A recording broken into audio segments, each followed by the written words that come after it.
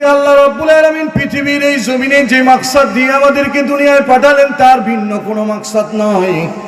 একটাই মাকসাদ হলো ইল্লা লিয়াবুদুন। মাকসাদটা হলো বান্দা আমি আল্লাহ তাআলার গোলামি করবে।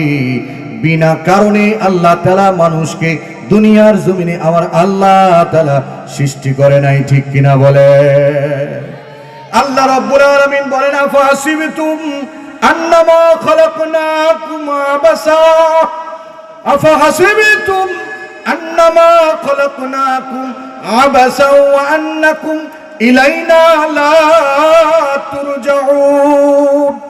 আল্লাহ রাব্বুল আলামিন বলেন, হে গোলাম তোমরা কি মনে করো নাকি আমি আল্লাহ রাব্বুল আলামিন তোমাদেরকে অনর্থক দুনিয়ায় পাঠিয়েছি? অনর্থক আল্লাহ তাআলা দুনিয়ায় পাঠায় নাই।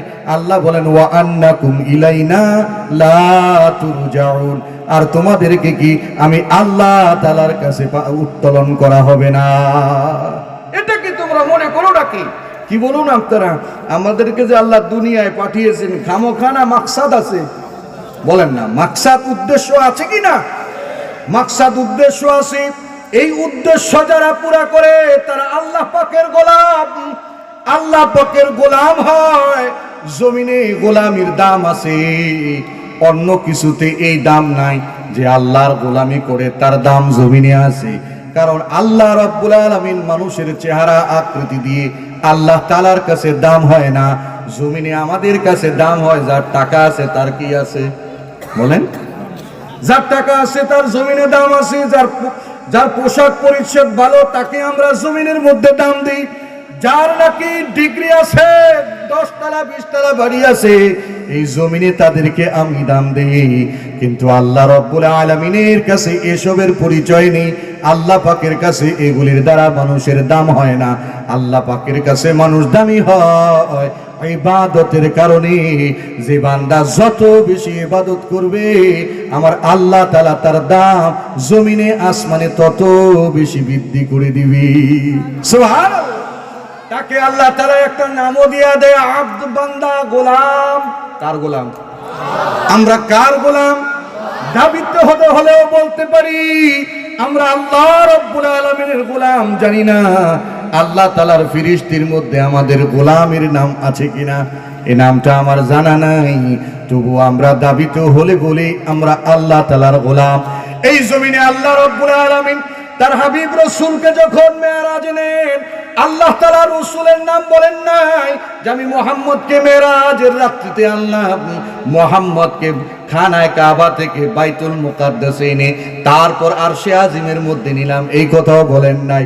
হাবিবকে নিলাম, এই কথাও বলেন নাই। রাসূলকে নিলাম, এই কথাও আল্লাহ তাআলা বলেন নাই। আল্লাহ তাআলা বলেছেন আমি আমার গোলামকে আমি আল্লাহ তাআলার দিদারের জন্য এসেছি। চিল্লা বলেন না আল্লাহু আকবার।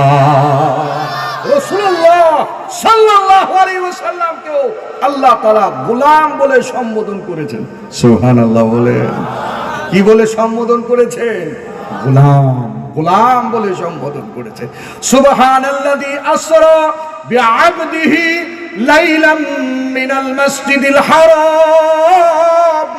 সুবহানাল্লাযী আসরা বিআবদিহি লাইলাম মিনাল মাসজিদিল হারাম ইলাল মাসজিদিল আকসা আল্লাযী বারাকনা হাওলা। আমি পুরো আয়াত এটা বয়ান করা আমার উদ্দেশ্য নয়। উদ্দেশ্য হলো আল্লাহ রাব্বুল আলামিন তার হাবিবকে বিশেষ এক মুহূর্তে, বিশেষ এক রজনীতে 7 আসমান জমিন পাড়ি দিয়ে আল্লাহ তাআলার দিদারে নিয়েছেন।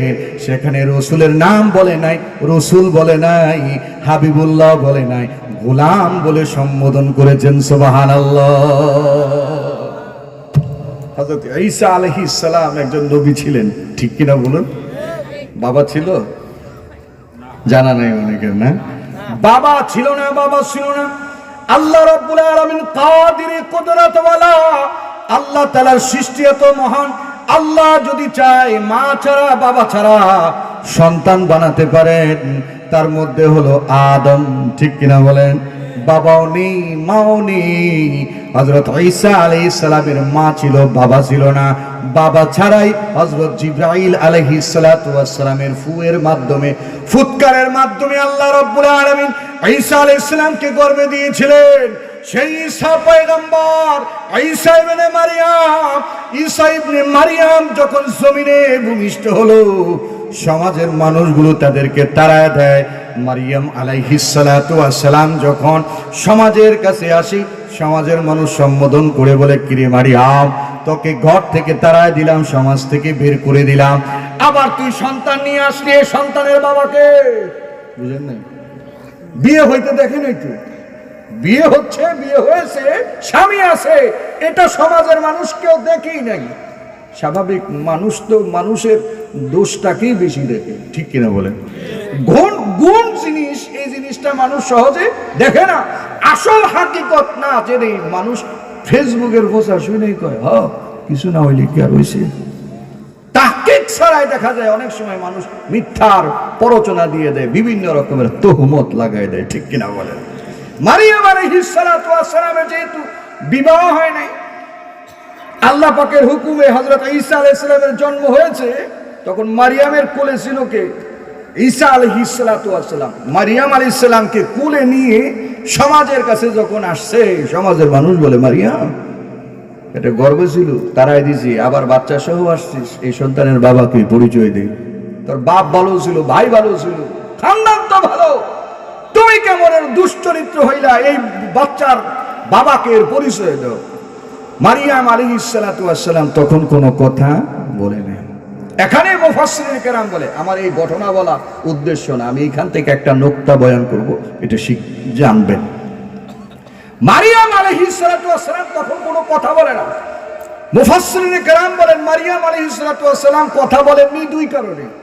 তার মধ্যে একটা কারণ, মারিয়াম আলাইহিস সালাম তখন যেই শরীয়ত মানতেন, ওই শরীয়তে রোজা রাখা অবস্থায় যদি কেউ কথা বলতো তাহলে তো রোজা ভেঙে যেত। কথা বুঝতে পেরেছেন? রোজা অবস্থায় যদি কথা বলতো তাহলে রোজা ভেঙে যেত। মুহাম্মদী শরীয়তে কি এরকম? মুহাম্মদী শরীয়তে এরকম, মানে আমাদের যুগও কি এরকম? আরে আমাদের শরীয়ত তো আল্লাহ তাআলা এত দামি শরীয়ত বানিয়েছেন, এত সহজ বানিয়েছেন, আমরা যদি ভুলে পেট ভরে খাইয়াও লাই তবুও রোজা ভাঙে না। সুবহানাল্লাহ কইবেন না? পেট ভরে যদি কেউ খানাও খেয়ে ফেলে তবুও কি ভাঙে না?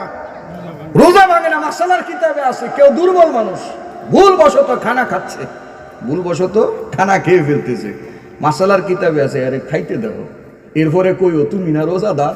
কথা বুঝতে পেরেছি? তার মানে ভুলবশত যদি কেউ খানা খেয়ে ফেলে তবুও তার রোজা কি হয় না?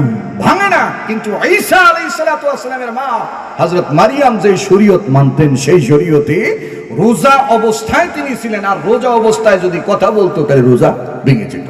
এটা একটা কারণ। দ্বিতীয় নম্বর কারণ হলো, আল্লাহ পাকের কুদরতকে জাহের করবেন, প্রকাশ করবেন। কি কুদরত? মারিয়াম আলাইহিস সালাতু ওয়াস সালামকে যখন জিজ্ঞাসা করেছে এই সন্তানের পরিচয় কি বলো, তখন হযরত মারিয়াম আলাইহিস সালাতু ওয়াস সালাম নিজে কথা বলেন নাই। কোরআনুল হাকিমে আল্লাহ তাআলা বলেন, হযরত মারিয়াম আলাইহিস সালাতু ওয়াস সালাম ফাআশারাত ইলাই, তিনি ইশারা দিলেন, বললেন আমি বলবো না, বলবে কি? কোলের সন্তান। সুবহানাল্লাহ বলেন, জোরে বলা যাবে না সুবহানাল্লাহ? লোকেরা দিকে বললো, আরে এই শিশু সন্তান কেমনে কথা বলে, কিভাবে কথা বলে? মারিয়াম আলাইহিস সালাম তবুও কোনো কথা বলেন না। সঙ্গে সঙ্গে ঈসা আলাইহিস সালাতু ওয়াস সালাম জবাব দিয়ে দিলেন, ইন্নী আবদুল্লাহ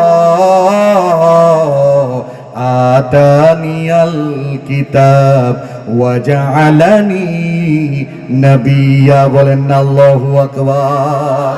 ইতিহাসের মধ্যে পাওয়া যায় কোলে শিশু, দুগ্ধপায় শিশু, সদ্য ভূমিষ্ঠ শিশু, এমন জমিনের মধ্যে তিনজন কথা বলেছিল। তার মধ্যে একজন হলো হযরত ঈসা ইবনে মারিয়াম। হযরত ঈসা আলাইহিস সালাতু ওয়াস সালাম জবাব দেয়, ইন্নী আবদুল্লাহ, আমি আল্লাহ তাআলার কি গোলাম। বলেন না সুবহানাল্লাহ? ঈসা আলাইহিস সালাম বলে, ইন্নী আবদুল্লাহ আতানিয়াল কিতাব, আল্লাহ তাআলা আমাকে কিতাব দিয়েছেন, ওয়া জাআলানি নবিয়্যা, আর আল্লাহ তাআলা আমাকে নবী করে দুনিয়ার জমিনে পাঠালো। ও মুসলমান ভাইরা, কথা যদি বুঝে থাকেন বলেন তো, গোলামের দাম আছে না?